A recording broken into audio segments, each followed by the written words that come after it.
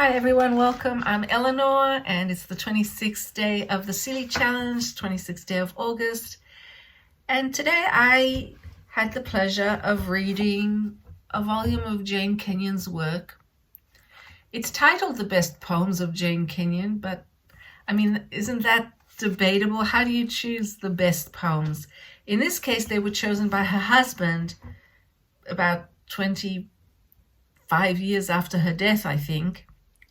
And they had a very close marriage, much love, as can be seen from the poems here. And he himself was a poet. He also passed away, I think, in 2018. So I guess it's his favorite, it's Donald Hall's favorite poems by his wife, Jane Kenyon. And there's something very lovely about that.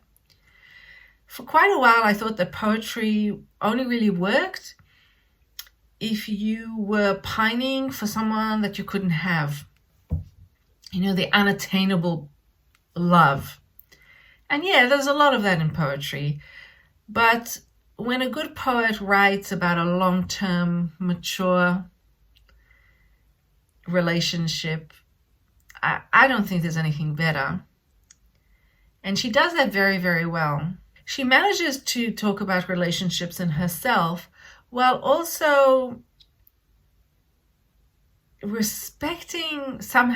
still respecting the privacy of the people involved. And I think she does that a lot with her use of pronouns that seem to float back and forth throughout the book. Sometimes there are references that eventually you realize she's talking about her father or her husband. Sometimes even depression will be personified in the second person. Her view of herself is sometimes turned into third person. One of the last poems in this volume talks about the sick wife, and it's really her. Then there's the community, especially the church. There's quite a bit here in this volume about her experience of religion and the church and her eventual, what sounds like turning away from the Christian religion. But the poems that really touched me the most were really about her love for her husband. And if you flip through the book, it's almost as if you're flipping through glimpses of her life with him. And I guess that makes sense because he chose, he wasn't objective as he was choosing the best poems. There's a particular poem at the beginning that I really loved, and it's... I took a picture and sent it to Alice as I was having lunch today. And she said, oh, yes. She said, yes. Jane Kenyon, when she gets sexy, she's fantastic. And she really is. In a very simple way, I'll read it. It's called The Shirt. The shirt touches his neck and smooths over his back. It slides down his sides. It even goes down below his belt, down into his pants. Lucky shirt.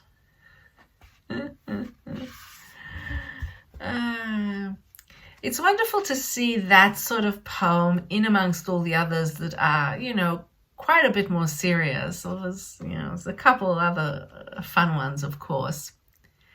And it reminded me of yesterday when I was reading Tracy K. Smith, and how my favorite poems that she wrote had tiny glimpses of her relationship, I think, with her husband.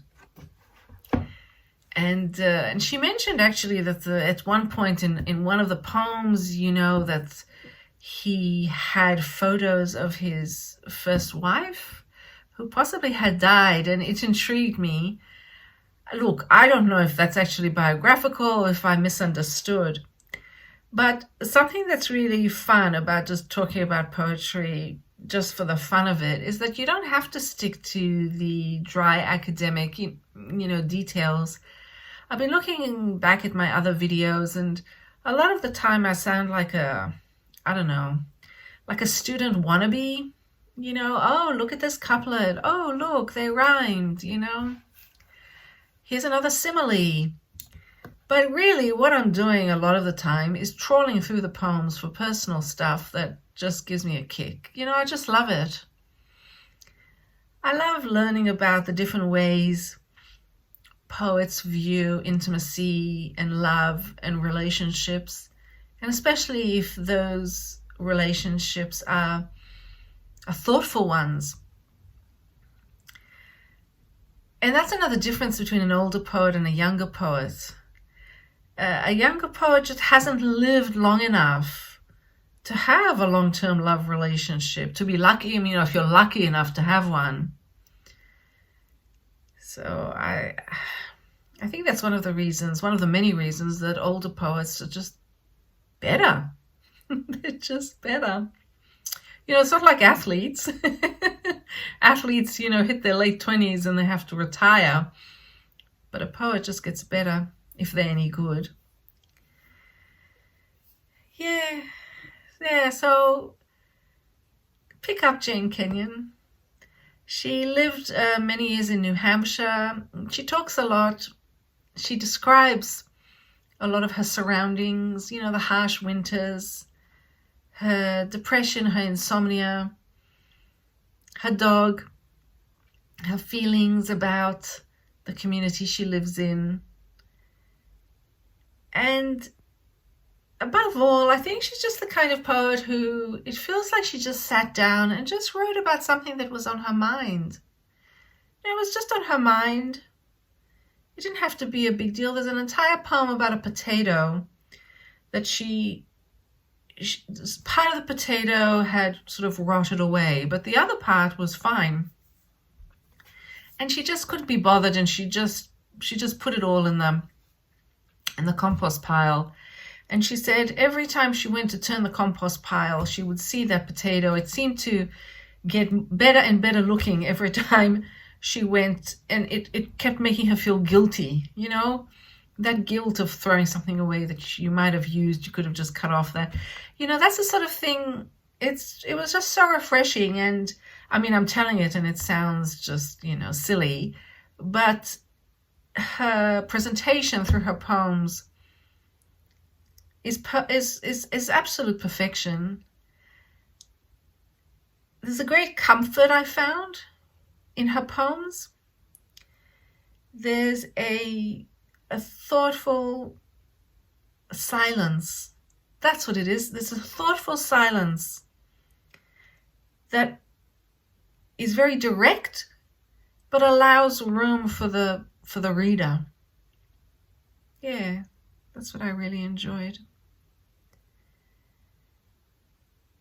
It's interesting because the Seeley Challenge forces you to read a book very quickly in a short period of time. And that can actually be, in this case, very helpful. I think what it did for me with the case with Jane Kenyon is that I had a quick first meeting with her, as I have with all the poets, of course. But with this, I especially felt it. I don't know why. Maybe something to do with her style. It felt like I'd had a really good first meeting. And I'm looking forward to meeting her again. I think that's what it is.